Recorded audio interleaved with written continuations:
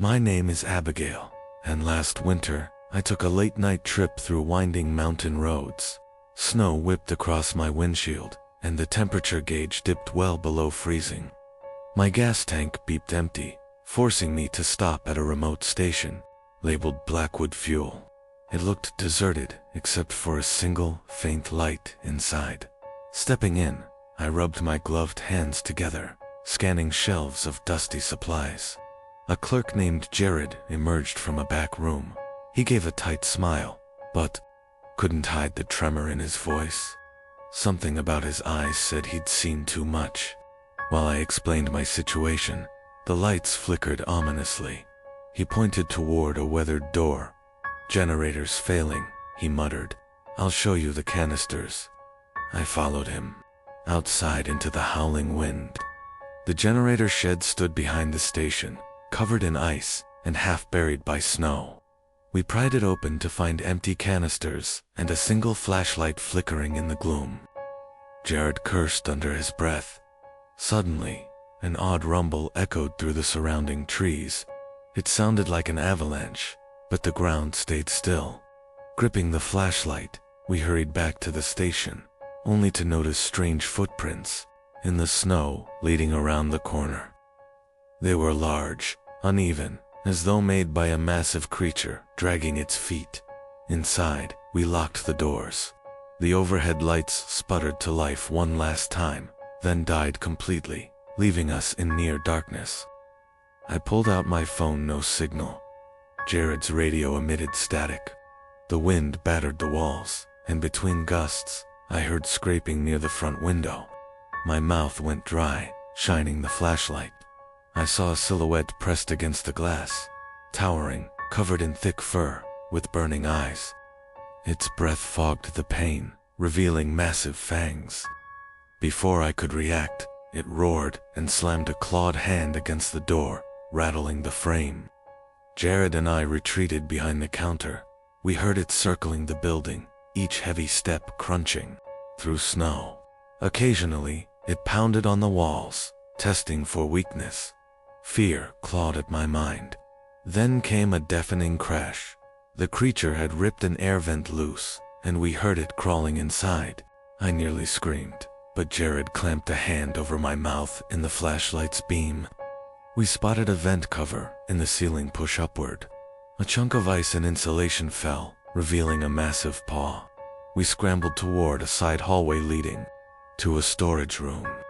Slamming that door, we barricaded it with shelving. My heart felt like it might explode. A furious snarl reverberated overhead. The metal duct creaked. We braced for the creature to drop on us at any moment. In a desperate move, Jared shattered the small, frosty window to the outside. I climbed through into waist-deep snow, shards of glass scraping my coat. Jared followed, whimpering in pain as he cut his arm.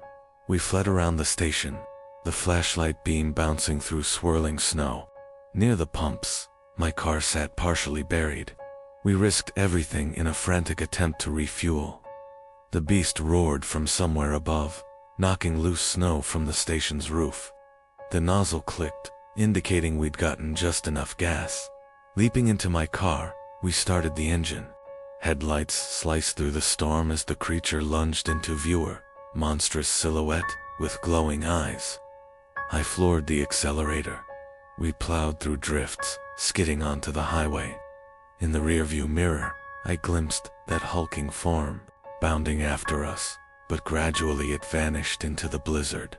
Even now, I can't shake the memory of those footprints, that ear-splitting roar.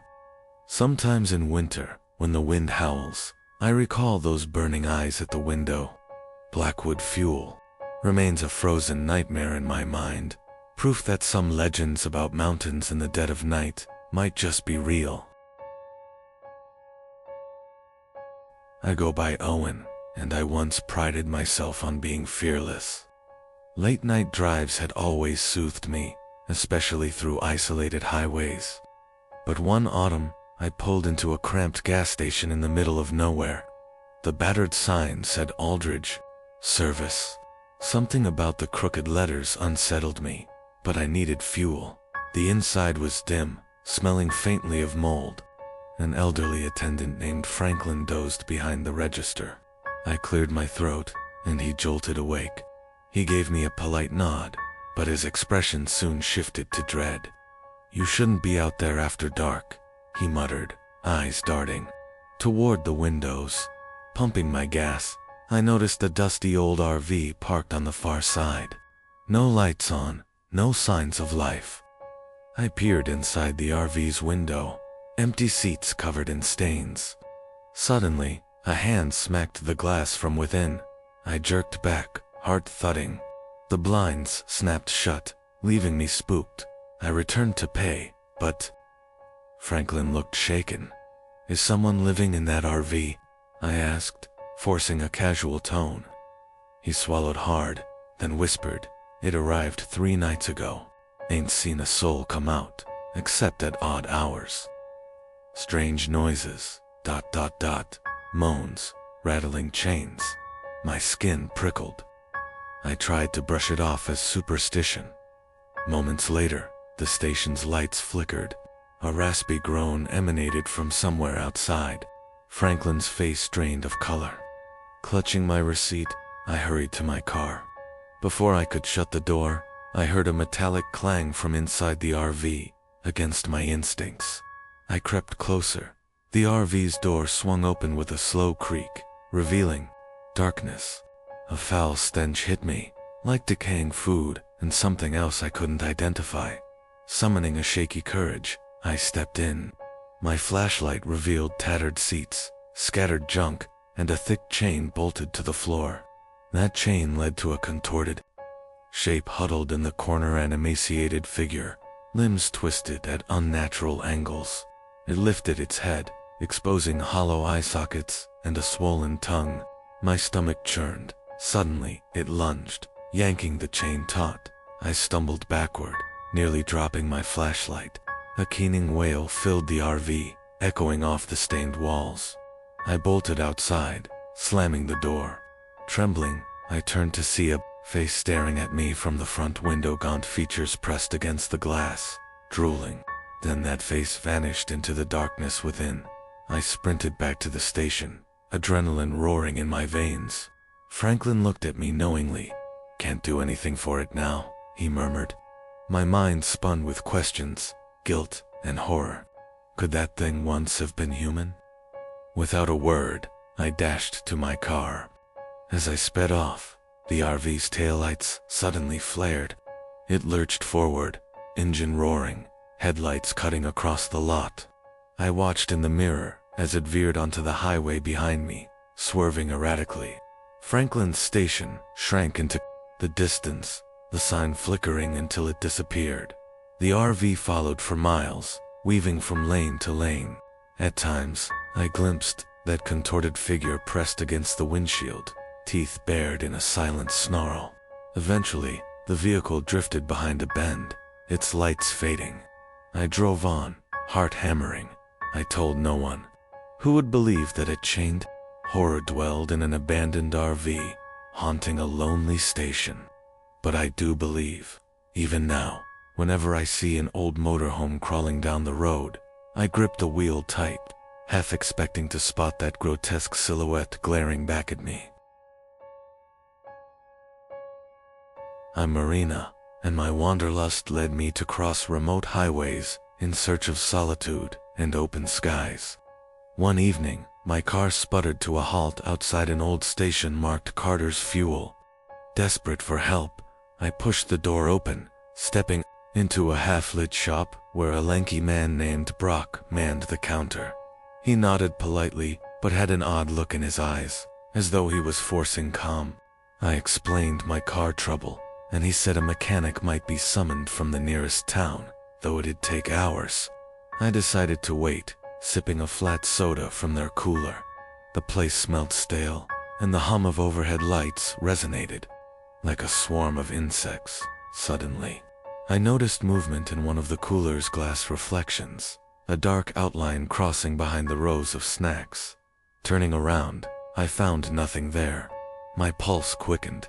Brock caught my gaze, murmuring that he'd been hearing things for weeks, scratching in the vents. footsteps after closing. Most employees quit, but he stayed, lacking options.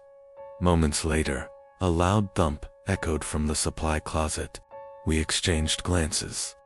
Reluctantly, I joined him to investigate. Inside, boxers lay toppled. A pungent smell hit me, reminiscent of rotting meat. In the dim light, I saw a handprint smeared in what looked like blood across a metal shelf. We stepped back. A hiss emanated from beneath the sink. Brock aimed his flashlight, revealing a figure crouched low, its back turned. My heart raced. With an unnatural twist, it craned its neck toward us. I froze at the sight of milky white eyes and a sunken face, mouth stretched into a silent scream. Its skeletal arms ended in blackened nails, scraping the floor. Brock shouted, and the creature lunged. We scrambled out, slamming the door. Something pounded from inside, each hit making the shelves shudder. Panting, we realized the lock on the door was broken. Frantic, Brock pushed a heavy cabinet against it. We retreated to the shop, the overhead lights flickering. I tried calling for help, but my phone displayed no signal. Outside, wind whipped dust across the forecourt. Then the pounding stopped, replaced by eerie silence. Adrenaline buzzed in my veins, but part of me hoped the thing had fled. That hope was shattered when the metal cabinet screeched sideways. The door burst open, revealing the creature again. It moved with frantic speed, lurching into the store. I grabbed a broom handle in futile defense. Brock and I sidestepped its grasp, diving behind the counter. Its ragged breathing filled the stale air. In desperation, Brock flung a metal canister. It connected with the creature's shoulder, staggering it briefly. We seized the moment to dash outside. I fumbled for my car door, but remembered I had no power. The creature bounded through the broken doorway, scanning the lot with those horrifying eyes. We sprinted to Brock's old truck parked behind the station. He started it on the second try, engine coughing, headlights illuminating swirling dust. Through the rear window, I glimpsed that pale figure glaring at us, its features contorted in rage, but it made no sound, just a chilling stare that felt like a curse. We tore off into the night, leaving Carter's fuel behind. I never retrieved my own vehicle. Even now, I wonder if it's still there, luring drivers who need a mechanic. The nightmares remain vivid. That silent scream, the bloodied handprint, the relentless pounding from the closet. Some encounters you can't forget, and this was mine.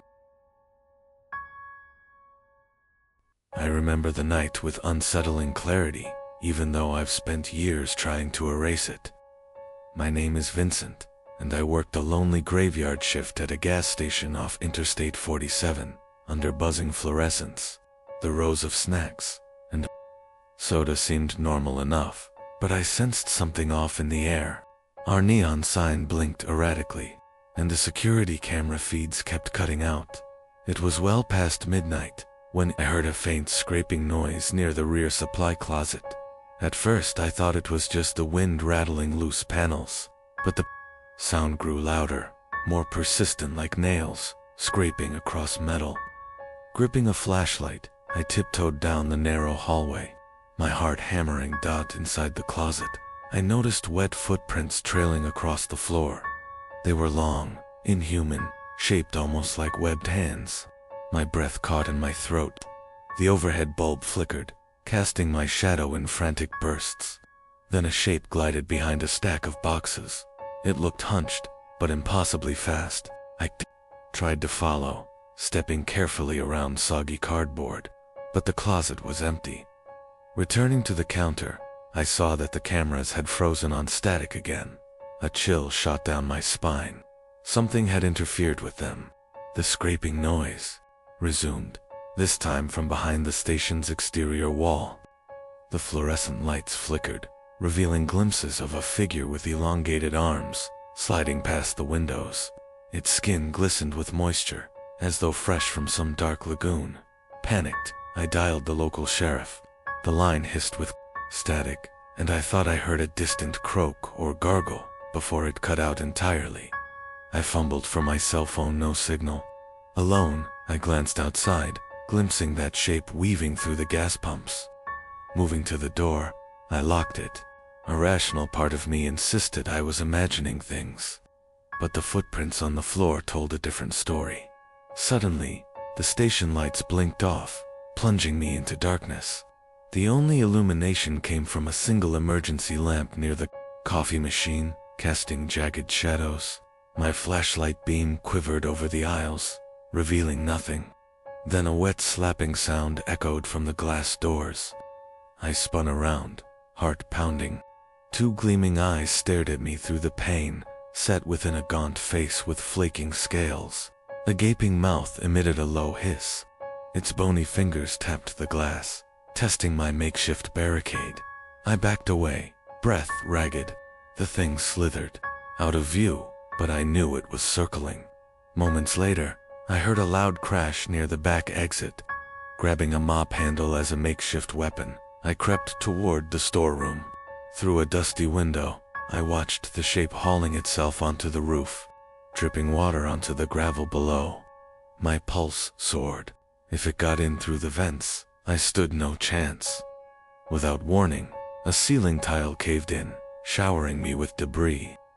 The creature dropped onto a shelf, knocking down cans that clattered across the tile floor. Its limbs bent unnaturally, as if jointed in reverse. I shuddered at the slime trailing down its torso. Slowly, it raised its head, those eerie eyes fixing on me. I could barely breathe. It lunged, letting out a guttural rasp. I swung the mop handle, striking its shoulder. It hissed and recoiled, giving me a precious second to dart past it. My only option was to flee outside. Racing through the main store, I ripped open the front door and sprinted into the lot. The overhead lights buzzed like angry hornets, illuminating puddles of stagnant water where it had slithered. My car was parked at the edge of the asphalt. Fumbling the keys, I glanced back just in time to see the creature emerge under the sign, droplets glistening on its scaly arms. It let out a shriek that made every hair on my neck stand on end. Adrenaline surging, I managed to start the engine and peel away, gravel spraying behind me. By the time local deputies arrived, the station showed no sign of forced entry, nor any trace of that aquatic horror. They chalked it up to stress, an overactive imagination. Yet I know what I saw. Even now, when I pass a lonely gas station at night, I scan the pavement for wet footprints. Sometimes, I hear that scraping in my dreams, a horrible reminder that something from the murky depths once found its way onto dry land. They call me Raymond, and I used to drive night routes delivering supplies across several states. One evening, my rig rumbled low on fuel near a place called Raven's Gulch, so I pulled into a dilapidated gas station. The pumps looked rusted, the storefront windows grimy, and a half-broken sign flickered overhead. Inside, a single bulb buzzed like an insect, revealing a cluttered counter strewn with papers. A teenage clerk with pale skin, his namatag read Sawyer, stood there, seemingly startled by my arrival. I offered a nod and asked for directions, but he responded with nervous gestures. His voice came out trembling, as though something weighed on him. While I grabbed a coffee from the ancient machine in the corner, the lights dimmed. A tremor rattled the metal shelves, causing candy bars to tumble. Sawyer locked eyes with me, sweat beading on his forehead. "Don't go outside," he whispered. Confused, I peeked through the window anyway. Darkness cloaked the pumps, but something large moved between them, its silhouette, unnaturally tall. Limbs bent, as though broken. I asked Sawyer what it was, but he just shook his head. Moments later, the lights fluttered back on. The shape vanished. I couldn't decide if I believed what I saw. Grabbing a flashlight, I figured I'd top off my tank and leave. Sawyer tried to stop me, muttering that it would only appear again. Brushing aside his warnings, I stepped out under the buzzing neon. The night was still, no wind to rustle, even a scrap of litter. About halfway to my truck, I heard a scraping sound on metal. I spun around to find a slender figure perched on the roof of the station. Its limbs stretched too long, fingers like hooks. Moonlight glinted off a featureless face, a smooth mask of pale skin. My heart pounded as it dropped, silently to the pavement. Its limbs folded, spider-like, and I realized it was studying me. Terror rooted me in place, then it lunged.